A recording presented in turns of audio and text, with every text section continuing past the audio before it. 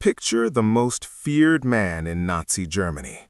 Not the screaming dictator, not the propaganda minister, the quiet one, the one who kept records, the one who built the machine that murdered 11 million people and filed the paperwork afterward.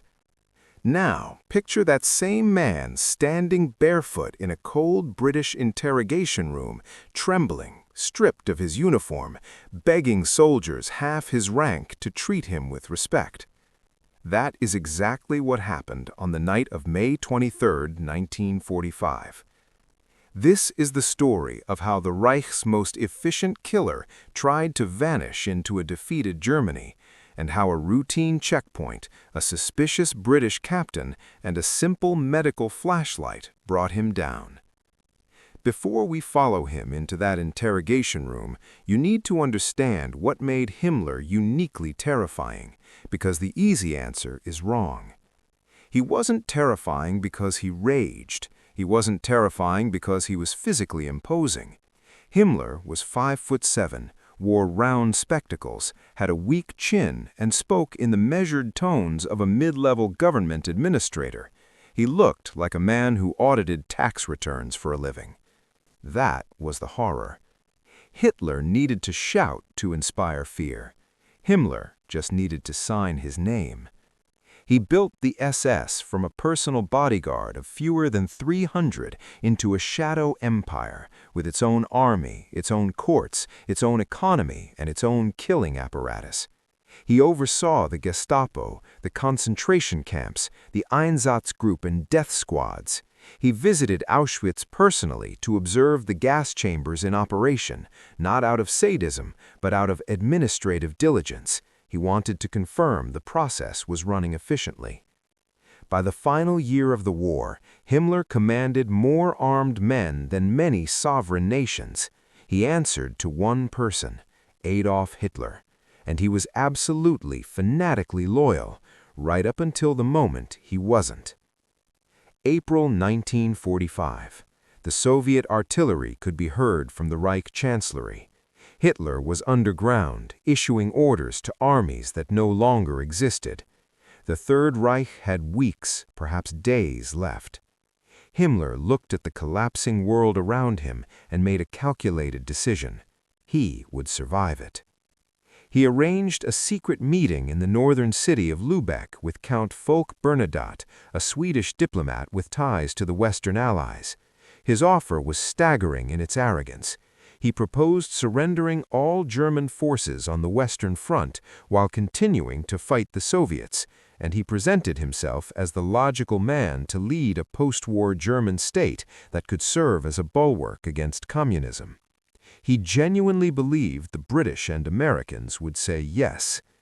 When news of the meeting leaked through BBC radio broadcasts, Hitler heard it in his bunker. The reaction was volcanic. The man who had called Himmler his most faithful servant, der treue Heinrich, the loyal Heinrich, declared him a traitor. He was stripped of every office and title. An arrest order was issued.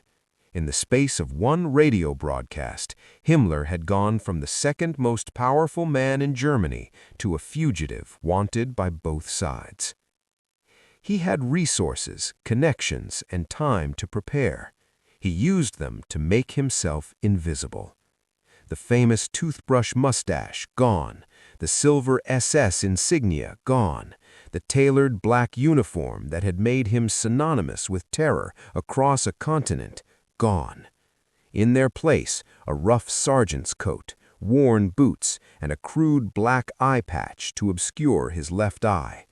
He obtained identity papers under the name Heinrich Hitzinger, a real person, a former member of the secret field police who had been executed for defeatism earlier that year. Himmler had essentially stolen a dead man's face. With two trusted aides, he joined the vast human tide flowing north, millions of displaced soldiers, fleeing civilians, and collapsing units all merging into one enormous chaotic retreat. The plan was to disappear inside that chaos. There was one fatal flaw. British intelligence had circulated a specific directive to all checkpoints: treat any individual carrying documentation from the secret field police as an immediate suspect and detain them for interrogation. It was a broad dragnet cast for exactly this kind of escape. Himmler had chosen his fake identity from the one organization the British were actively hunting. May 23, 1945. The bridge at Bremervord, northern Germany. 3 men in gray overcoats approach a British checkpoint. A sergeant, 2 subordinates. Routine, unremarkable. The British soldiers check the papers. Secret field police. Flag them, load them into a truck, drive them to Camp 031, a civilian internment facility near Lüneburg. The soldiers who detained them had no idea who they had. They weren't looking for Himmler. They were just following orders about a particular stamp on a document. At the camp, the commandant, Captain Tom Sylvester, noticed something odd about the 3 new prisoners during the initial processing. The 2 aides were deferential to an almost ceremonial degree. They carried the short man's bag. They stood back when he walked. They watched his face for cues. Captain Sylvester pulled the short man aside for a personal interview. Inside the interrogation room, the disguise began to crumble under scrutiny. The posture was wrong. The hands were wrong, uncalloused, well-maintained. The bearing was wrong. This was not a man accustomed to taking orders. Himmler assessed the situation. His cover was eroding. The prospect of being thrown into a general prisoner compound terrified him, not because of the British, but because of the German soldiers already held there, veterans who might recognize him, veterans who might blame him for the betrayal of their country. A man who had ordered the execution of thousands could not survive a night in a room full of men who had reason to hate him. He made a decision. He removed the eye patch. He produced his glasses from his coat pocket and put them on. He straightened, looked Captain Sylvester in the eye, and said quietly, "I am Heinrich Himmler." He was expecting deference. He was expecting to be treated as a captured head of state, a senior military figure, a man of negotiating value, perhaps a private room, perhaps a telephone call. Captain Sylvester looked at him for a moment and said simply, "Is that so?" There was no salute, no chair offered. Sylvester picked up the telephone. The message that went up the chain of command was brief. "We have Himmler." The orders that came back were equally brief. "Strip him. Search everything. He will have poison." The British had learned from earlier captures. Senior Nazi figures had been found carrying cyanide, sewn into lapels, hidden in heels, tucked into cigarettes. The search had to be thorough. Himmler was ordered to undress. He refused, invoking his rank. The request was not repeated. British soldiers carried it out regardless. An army physician, Captain Clement Wells, conducted the medical examination. He worked methodically through Himmler's clothing and found a small brass cylinder containing a glass cyanide capsule. It was confiscated. Himmler seemed to relax slightly. Then the doctor asked him to open his mouth. Under the beam of a light, pressed into the soft tissue between cheek and gum, was a second capsule. The doctor reached toward it. Himmler saw the hand coming. He snapped his head to the side and bit down. The glass broke. The cyanide, potassium cyanide, fast-acting, reliable, merciless, entered his bloodstream within seconds. The British soldiers reacted immediately, grabbing him, inverting him, attempting to force the compound from his system. Emetics were tried. Water was forced down his throat. Officers shouted about Nuremberg, about trials, about the evidence the world needed to hear.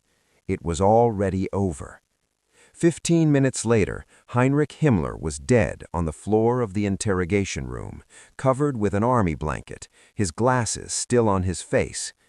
The British faced a final problem: the body. A funeral with any formality risked creating a memorial. A marked grave would invite pilgrimage. Military commanders had watched how the graves of fallen soldiers became focal points for ideology, and they had no intention of giving the architect of the Holocaust a permanent address. Photographs of the body were taken and immediately released to the press. They were stark and unglamorous. A dead man on a floor, glasses askew, face frozen in a contorted grimace. The images were deliberate. They wanted the world, and especially Germany, to see not a martyr, not a warrior, not a historical figure, a corpse. 3 days later, on May 26th, 4 British soldiers loaded the body into a vehicle before dawn. They drove out onto the Lüneburg Heath, into a stretch of dense forest with no roads and no markers. They dug a shallow